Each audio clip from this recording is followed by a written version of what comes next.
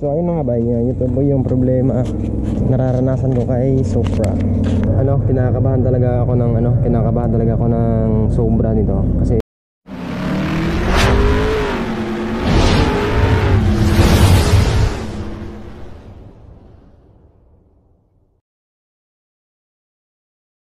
what's up mga bay? Ilang hapon po sa lahat, no? This is Rizal Motorcycle Diary. Kung nakikita niyo po sa ating thumbnails is yun po yung topic natin today, no? Tsaka guys, tsaka mga bay, pagpasensyahan niyo na kung bakit tayo nagtatagalog ngayon sa ating video. Kasi sa YouTube po natin to i-upload. Sir, na may resibo, sir? Resibo? Ticket.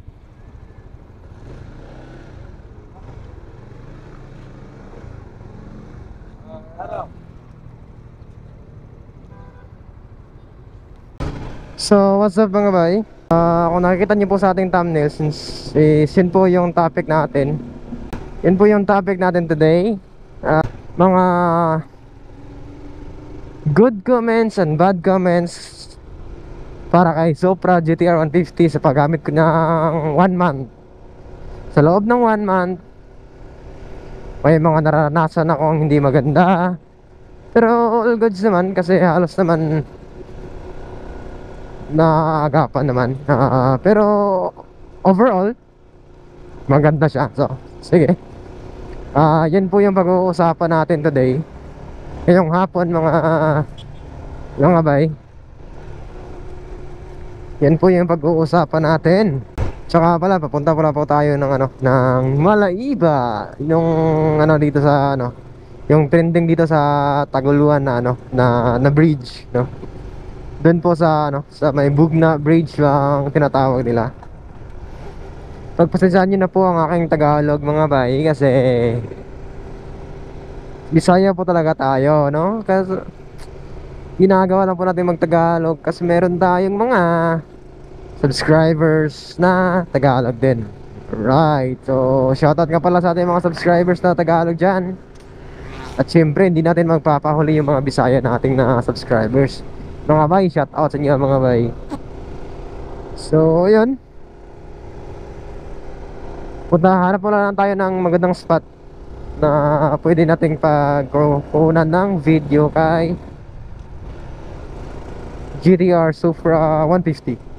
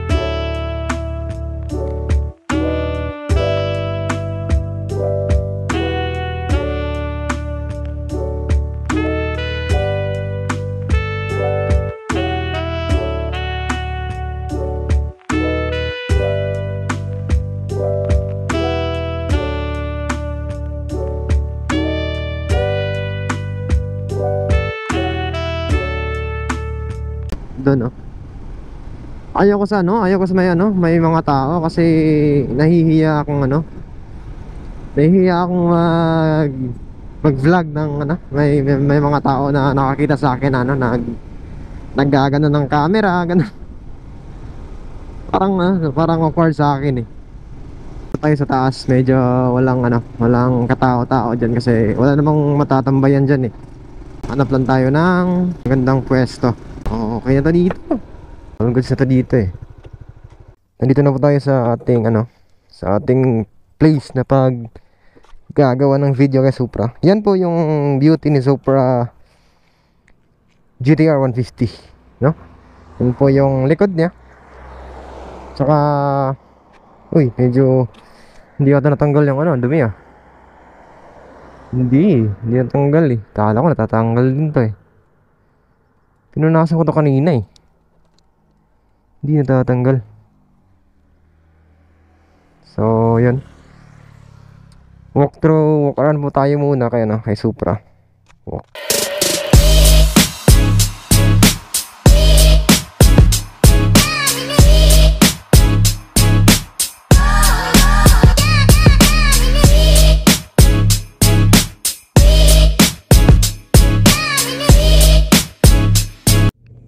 So ayun mga bay, ito po yung problema nararanasan ko kay Supra.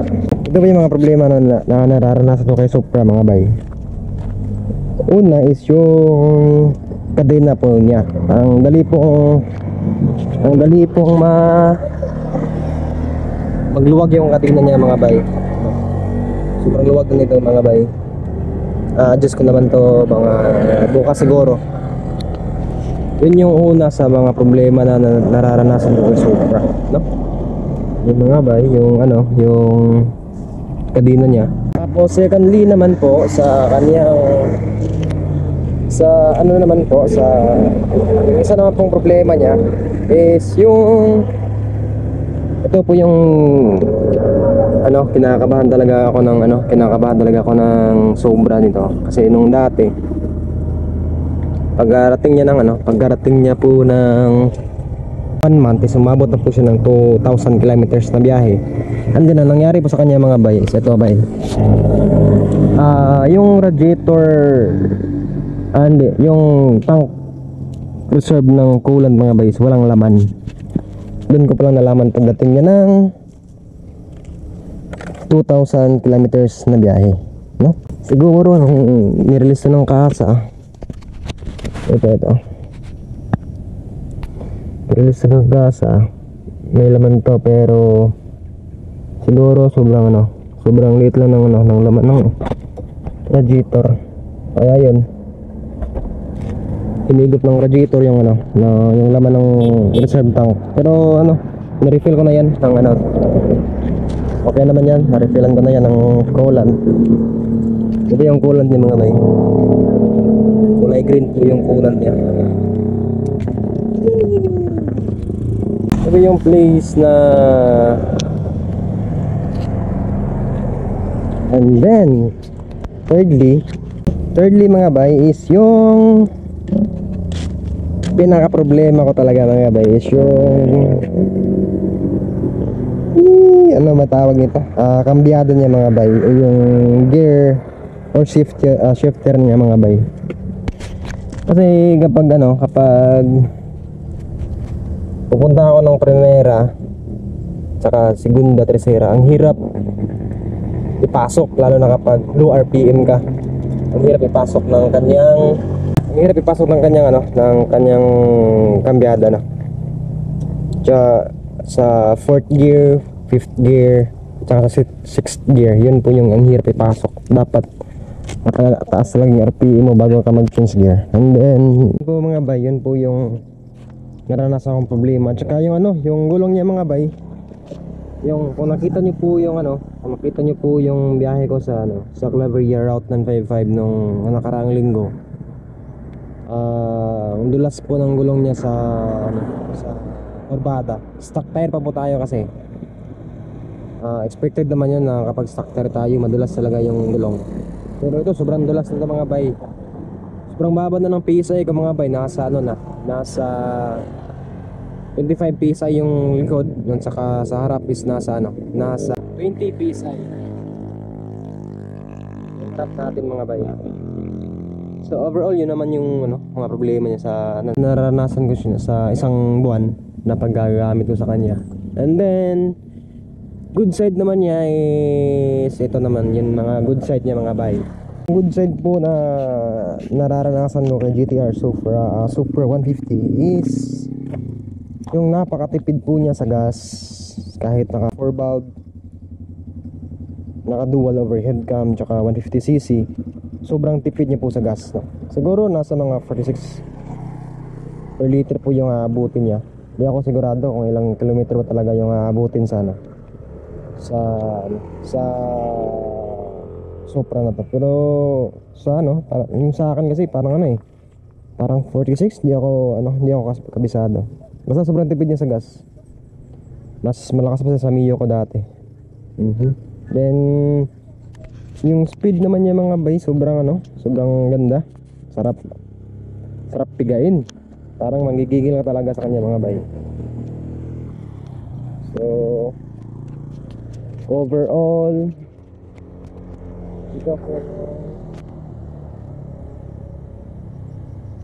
ito po yung Supra GTR 150 Honda. Right, hanggang dito na po siguro yung video natin mga bay, para po papunta pa po tayo sa ibang place para magkape-kape muna tayo mga bay, kasama natin si Supra. Punta tayo doon sa unahan mga bay, kasi may tulay doon. Sasama ko kayo sa pagbiyahe natin doon para makita niyo man yung sinasabi kong trending na tulay dito sa Taguluan, Misamis Oriental. Ayun mga bay, ito po yung lugar na sinasabi ko mga bay, na doon tayo sa bridge magkakape, kasi may kapihan naman doon. Pwede tayong magkape-kape ng konti doon, no? Pasyal ko lang din kayo sa lugar namin mga bay. May dito, may batching plant po ng semento. Yan po yung mga ready mix na concrete. Tsaka dito may resort, swimming pool. Dito na po tayo sa may tulay.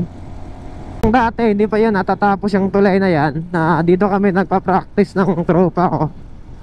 Hindi kami nagpa-practice ng knee drag lang kami dito. Kahit mga way back month of October, November, December. Yan po yung mga taon na ginagawa namin to. Wow.